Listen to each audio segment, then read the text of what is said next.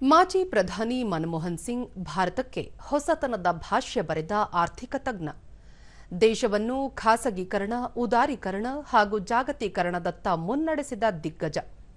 10 ವರ್ಷಗಳ ಕಾಲ ಭಾರತ ಮತ್ತು ಭಾರತೀಯರಿಗಾಗಿ ದುಡಿದವರು, ಮಹಾನ್ ಚೇತನರಿವರು. ದೇಶದಲ್ಲಿ ಆರ್ಥಿಕ ಸುಧಾರಣೆಗಳನ್ನು ಸಮರ್ಥವಾಗಿ ನಿರ್ವಹಿಸಿದ ಕೀರ್ತಿಗೆ ಪಾತ್ರರಾಗಿದ್ದ ಡಾ. ಮನಮೋಹನ್ ಸಿಂಗ್ ರಾಷ್ಟ್ರೀಯ ಗ್ರಾಮೀಣ ಉದ್ಯೋಗ ಖಾತರಿ ಯೋಜನೆ, ಆಧಾರ್ ಕಾರ್ಡ್ ಮತ್ತು ಮಾಹಿತಿ ಹಕ್ಕು ಕಾಯ್ದೆಯಂತಹ ಪ್ರಮುಖ ಯೋಜನೆಗಳ ರೂವಾರಿಯಾಗಿದ್ದಾರೆ. ಮನಮೋಹನ್ ಸಿಂಗ್ ಅವರು 1932ರ ಸೆಪ್ಟೆಂಬರ್ 26ರಂದು ಅವಿಭಜಿತ ಭಾರತದ ಪಂಜಾಬ್ ಪ್ರಾಂತ್ಯದಲ್ಲಿ ಜನಿಸಿದ್ದರು. ಡಾ. ಸಿಂಗ್ ಅವರು ಮೆಟ್ರಿಕ್ಯುಲೇಷನ್ ಪರೀಕ್ಷೆಯನ್ನು 1948ರಲ್ಲಿ ಪಂಜಾಬ್ ವಿಶ್ವವಿದ್ಯಾಲಯದಿಂದ ಪೂರ್ಣಗೊಳಿಸಿದ್ದರು. 1957ರಲ್ಲಿ ಪ್ರಥಮ ದರ್ಜೆಯೊಂದಿಗೆ ಅರ್ಥಶಾಸ್ತ್ರದಲ್ಲಿ ಆನರ್ಸ್ ಪದವಿ ಪಡೆದರು. ನಂತರ 1962ರಲ್ಲಿ ಆಕ್ಸ್ಫರ್ಡ್ ವಿಶ್ವವಿದ್ಯಾಲಯದ ನಫ್ಫೀಲ್ಡ್ ಕಾಲೇಜಿನಿಂದ ಅರ್ಥಶಾಸ್ತ್ರದಲ್ಲಿ ಡಿ.ಫಿಲ್ ಗೌರವ ಪಡೆದರು.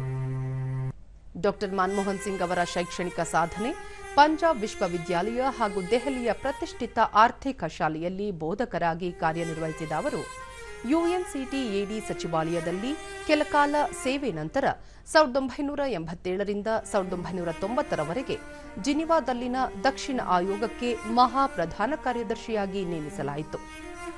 1991ರ ಆರ್ಥಿಕ ಬಿಕ್ಕಟ್ಟಿನ ಉತ್ತುಂಗದಲ್ಲಿ ರಾಜಕೀಯ ಪ್ರವೇಶಿಸಿದ ಅವರು 2004ರ ಮೇ 22ರಿಂದ 2014ರ ಮೇ 26ರ ತನಕದ ಅವಧಿಗೆ ಪ್ರಧಾನಮಂತ್ರಿಯಾಗಿ ಭಾರತವು ಯಶಸ್ಸು ಸಾಧಿಸಲು ಅಗತ್ಯವಾದ 16 ಯೋಜನೆಗಳನ್ನು ಕಾರ್ಯಗತಗೊಳಿಸಿ ದೇಶದ ಜನ ಹೆಮ್ಮೆ ಪಡುವಂತಹ ಕೆಲಸಗಳನ್ನು ಮಾಡಿದರು.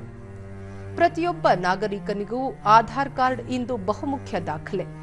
ಆಧಾರ್ ಯೋಜನೆಯನ್ನು ಜಾರಿಗೆ ತರುವ ಮೂಲಕ ಭಾರತೀಯರಿಗೆ ಏಕರೂಪದ ಗುರುತಿನ ಕಾರ್ಡ್ ನೀಡುವ ಯೋಜನೆಯನ್ನು ಪ್ರಾರಂಭಿಸಿದ ಕೀರ್ತಿ ಇವರಿಗೆ ಸಲ್ಲಿಸುತ್ತದೆ.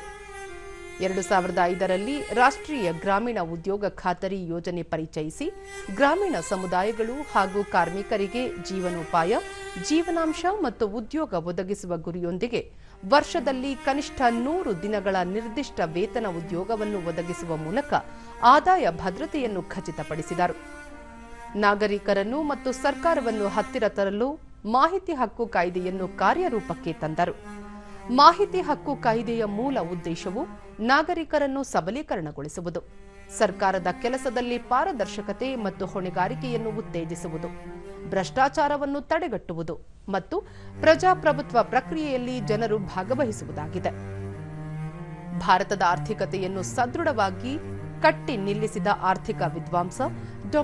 ಮನಮೋಹನ್ ಸಿಂಗ್ ಅವರಿಗೆ ದೇಶ ವಿದಾಯ ಹೇಳಿದೆ.